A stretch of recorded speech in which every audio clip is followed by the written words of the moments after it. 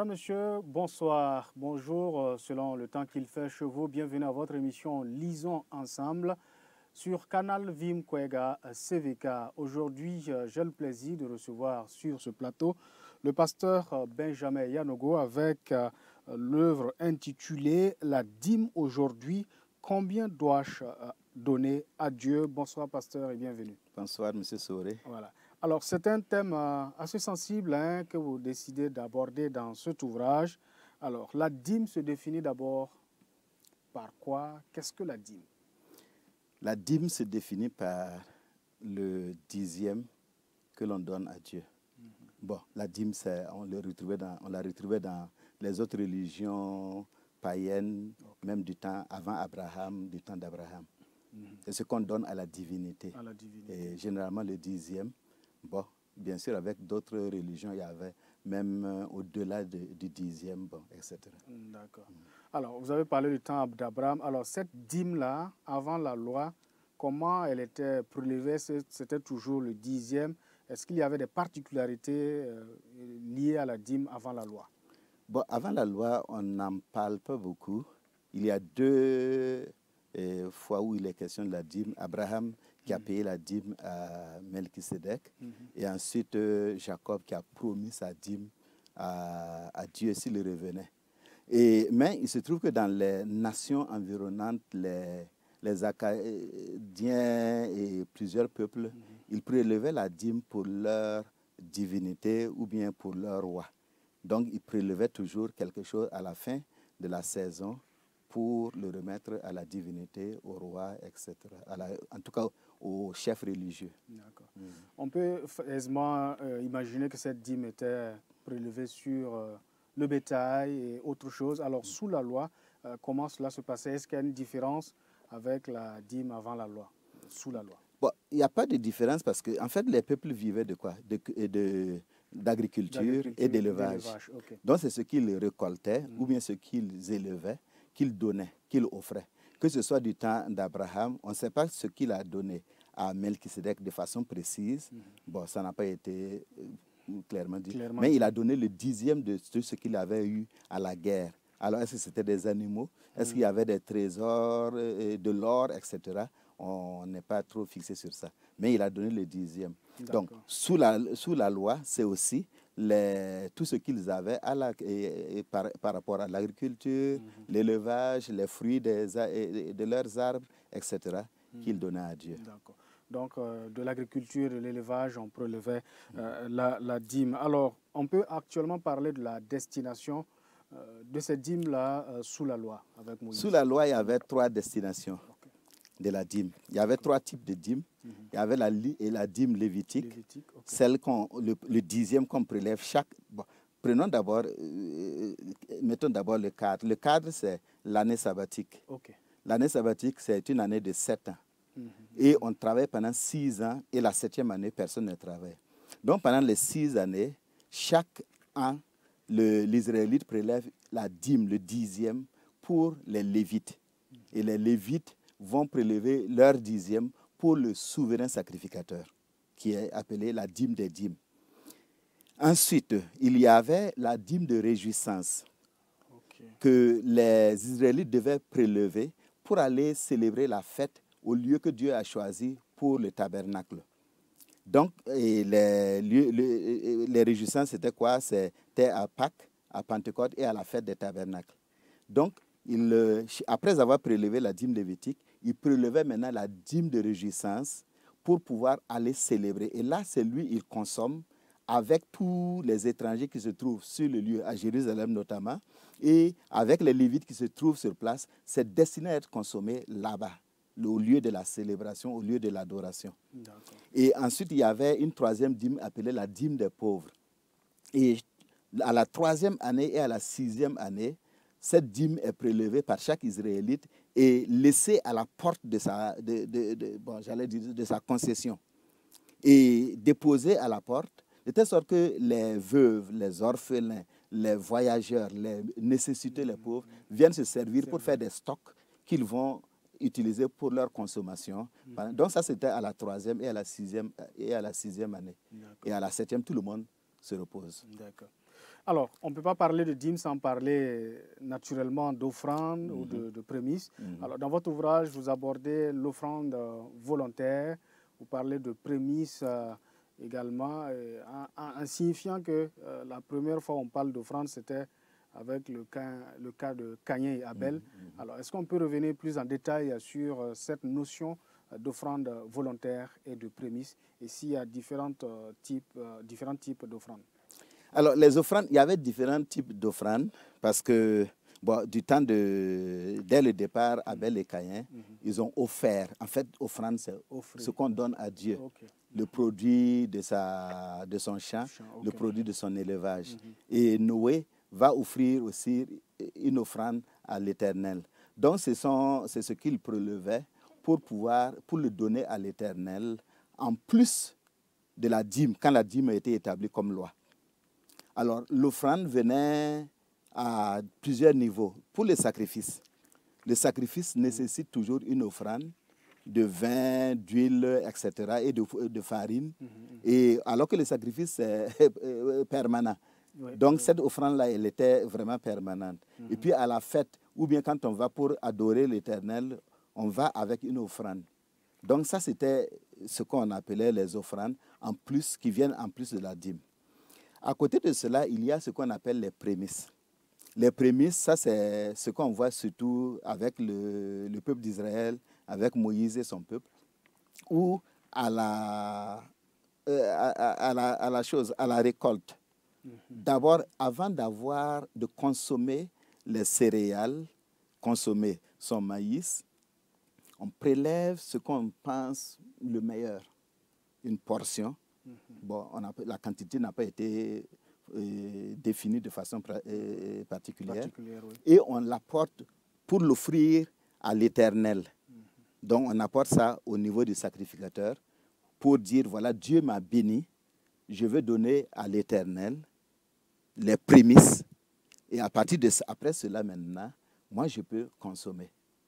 Mais on ne consomme pas sans avoir offert à l'Éternel.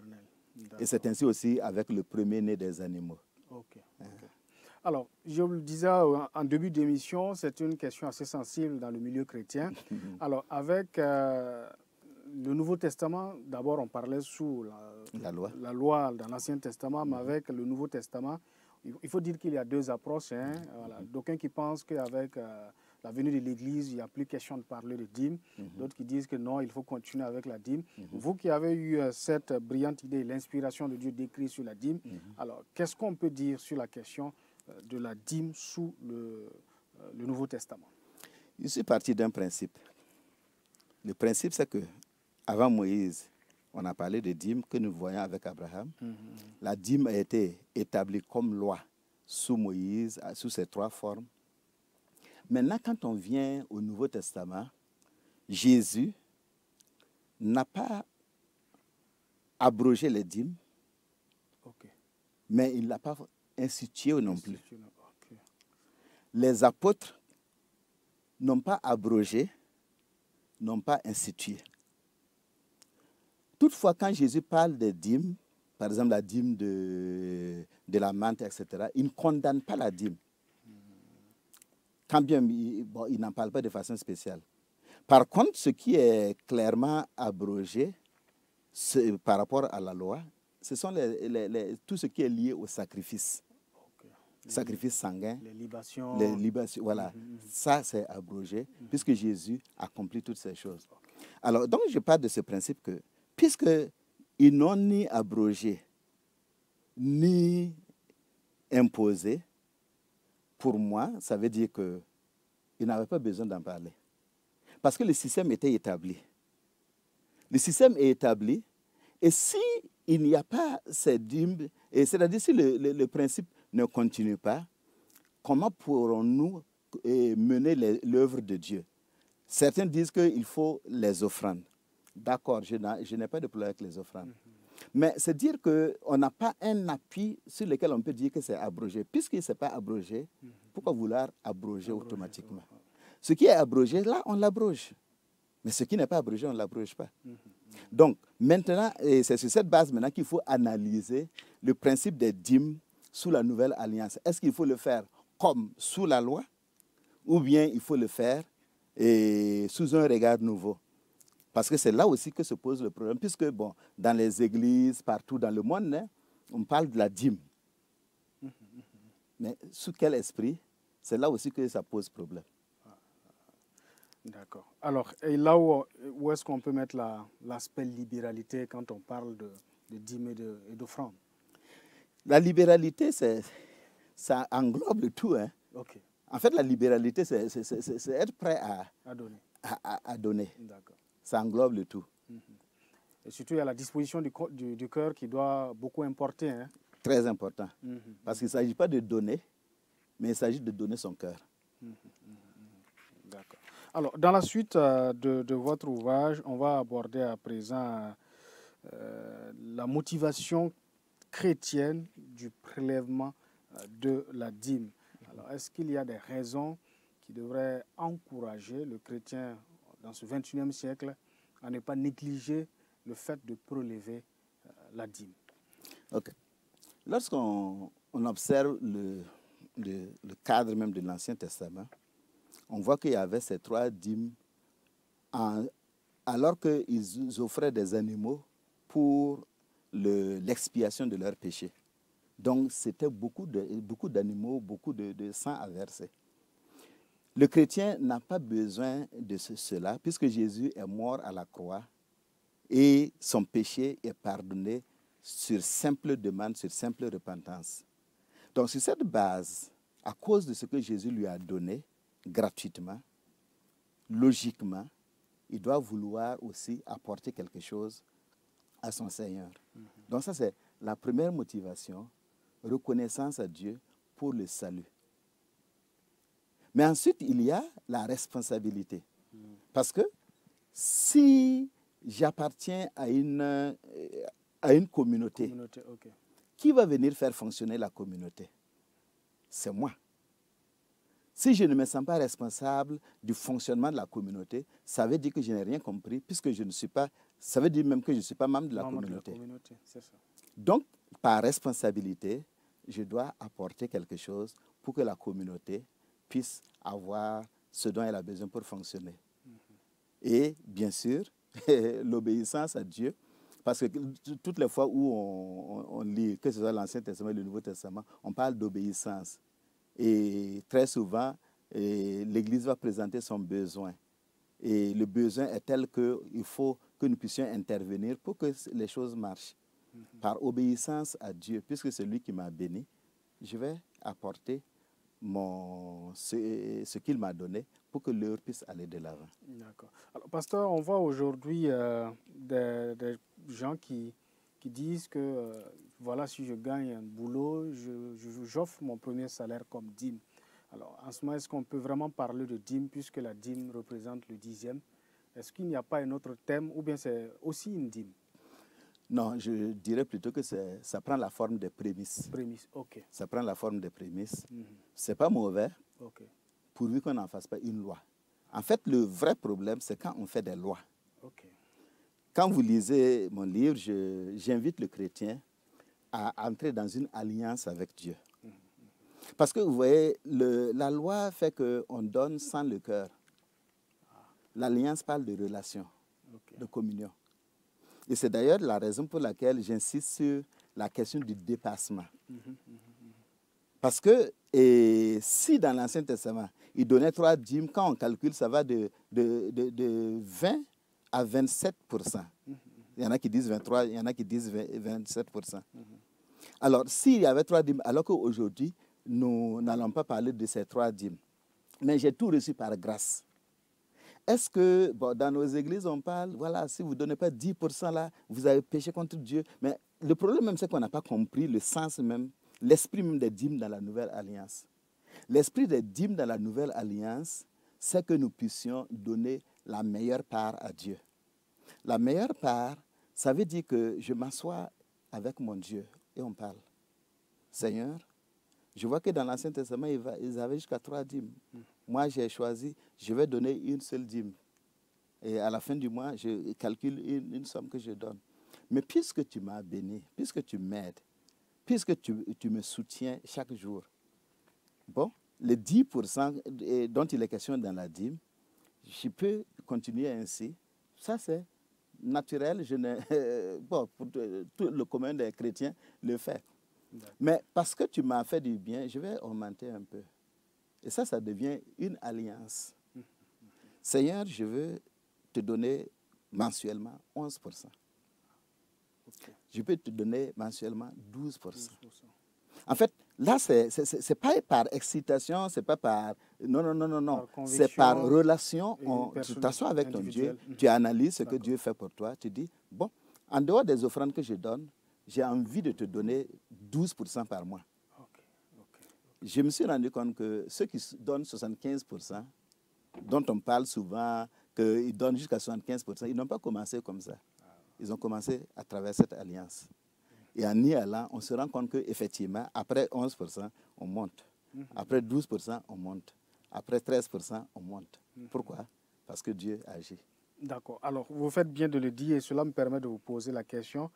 Quels sont les avantages ou bénédictions liées au fait de prélever sa dîme? Parce que quand on voit quelqu'un qui passe d'un dixième et qui arrive à donner 75%, on a vu de grands entrepreneurs dans le monde, d'autres qui donneraient 90%. Alors, c'est qu'il y a un secret dedans, c'est qu'il y a certainement des avantages, ou je dirais des bénédictions liées à cela. Est-ce qu'on peut en parler? Les avantages ou les bénédictions, c'est que d'abord, on sent que l'un des éléments, c'est qu'on sent qu'on obéit au Saint-Esprit qui parle dans son cœur. On ne se lève pas du coup comme ça pour faire ça. Non, il y a une relation avec le Saint-Esprit qui m'encourage à faire mieux. Donc, il y a cette obéissance à la voix du Saint-Esprit qui t'invite à aller plus loin. Donc, il y a l'obéissance, j'avais parlé de la responsabilité. Je me présente comme étant le responsable du développement de l'œuvre de Dieu sur la terre. Et il y a aussi un des avantages qu'on pourrait citer à la fin, mais que je vais citer déjà, c'est le trésor céleste. C'est-à-dire que ce que j'ai investi, comme un auteur l'a dit, tu ne peux pas... Et ce que tu peux faire, tu peux envoyer tes biens au ciel. Et puis tes biens vont t'attendre là-bas. Donc, le trésor, comme le Seigneur parle de récompense pour ceux-là qui lui obéissent, celui qui le fait, il augmente son trésor au ciel. C'est le Seigneur qui a promis les trésors, les récompenses. J'y crois. Et donc, celui qui croit, il va le faire. Bon, et il y a plein d'avantages parce que il y a le fait qu'on va voir l'œuvre de Dieu se développer autour de soi et puis les besoins de l'Église ou bien de la mission de Dieu satisfaits. Donc, ce sont ces avantages que je souligne dans les livres. D'accord. Alors, dans le livre, vous parlez de promesses divines, voilà, qu'on peut comparer aux avantages et aux bénédictions. Alors, il y a aussi une question qui se pose, la destination des dîmes. C'est vrai qu'entre-temps, vous avez parlé d'une communauté où on est membre d'une communauté, la communauté doit aussi fonctionner. C'est le moment quand même de revenir sur la destination de cette dîme-là due à l'Église. OK. En observant le cadre de l'Ancien Testament où la dîme était donnée aux Lévites, ensuite pour les célébrations et puis les pauvres, alors je crois que la destination de nos dîmes aujourd'hui, c'est pour le soutien des pasteurs. La logique voudrait que le pasteur s'attache à l'œuvre de l'Église et que l'Église s'occupe de lui et puis il ne se consacre qu'à cette œuvre. Ça, c'est la logique. La deuxième destination, c'est se rendre compte qu'il y a des nécessités dans l'Église. Aider les nécessiteux sur un certain programme d'aide ou d'accompagnement. Ça ne va pas être de façon continue. Dans l'Ancien Testament, c'était à la 3e et à la 6e année. Donc, il faut trouver le moyen de leur apporter l'accompagnement. Certains ont besoin qu'on les soutienne et puis ils vont pouvoir démarrer. L'air doit tuer l'air, comme on dit souvent. Et la troisième destination, c'est la mission de l'Église, l'évangélisation, l'œuvre missionnaire. Bon, et après, je donne une quatrième, c'est maintenant acheter des fauteuils. On laisse les bancs et puis on prend des chaises qui sont plus confortables. Mais ça doit venir en dernier. Si on ne s'est pas occupé des pauvres, on les regarde, on les ignore. Et puis on se fait des sièges moelleux. Je trouve que ce n'est pas juste. C'est la personne humaine qui a plus de valeur dans tout ça. D'accord. Alors, est-ce que vous avez parlé de pasteur, est-ce que la dîme, le pasteur doit être entretenu entre griffes par la dîme, mais est-ce qu'aujourd'hui, vous êtes également enseignant, le pasteur peut faire une autre activité hormis l'église? Oui, dans notre contexte du Burkina, le pasteur peut faire une autre activité. Dans certains pays, le pasteur est 100% intégralement consacré à son église. Okay. Bon, chez nous, le pasteur peut faire une autre activité. Pourquoi?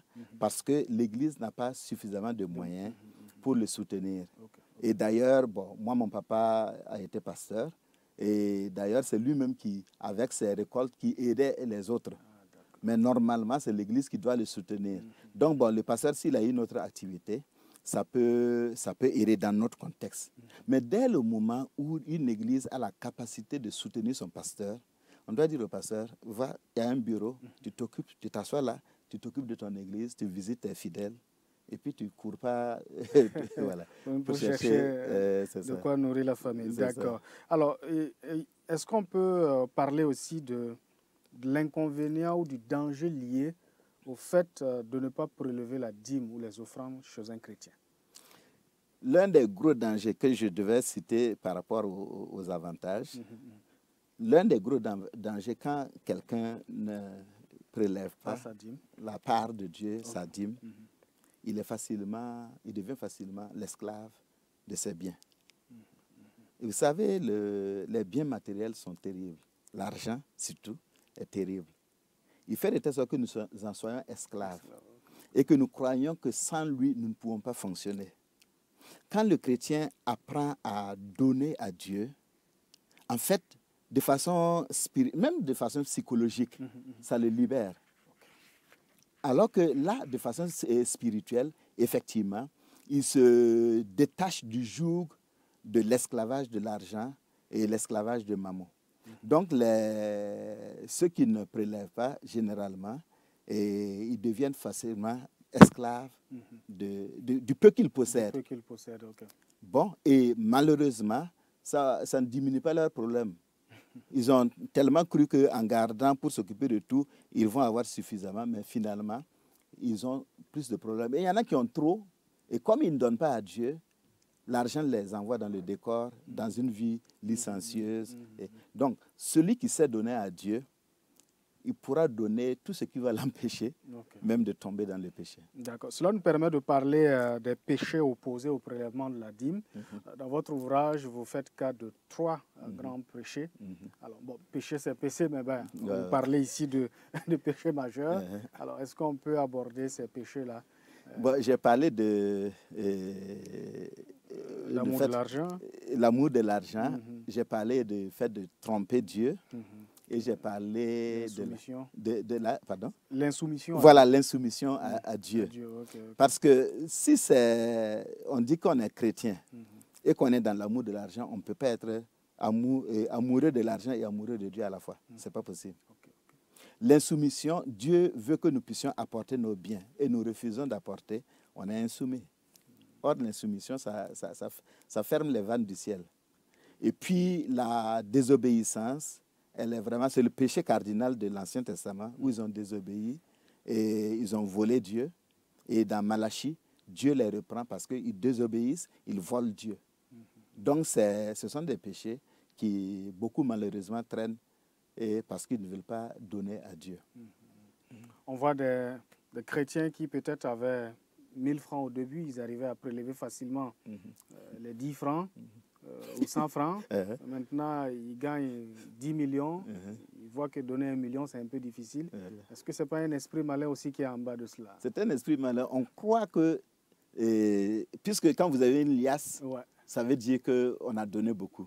Et c'est d'ailleurs ce qui trompe plusieurs pasteurs aussi, qui disent que, voilà, un tel, il a donné une liasse, donc il a donné. Peut-être qu'il n'a même pas donné plus de 1% ou 2%.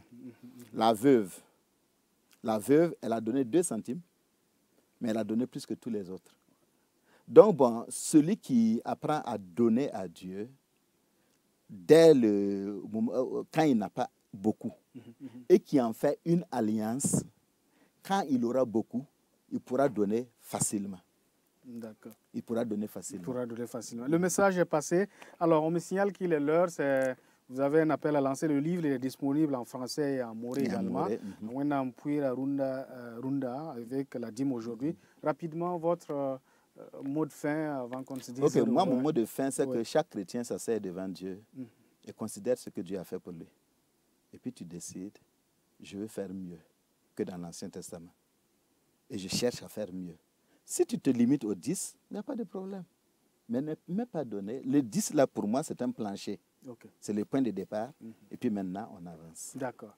Le message est passé. Merci bien d'être passé à l'émission Lisons ensemble. Je rappelle que je recevais le pasteur Benjamin Yanogo avec l'ouvrage intitulé La dîme aujourd'hui, combien dois-je donner à Dieu? Merci d'être passé. Merci M. Soré. L'équipe technique. Merci également à vous, chers téléspectateurs et téléspectatrices. Bonne suite de programme sur Canal Vim Kwega.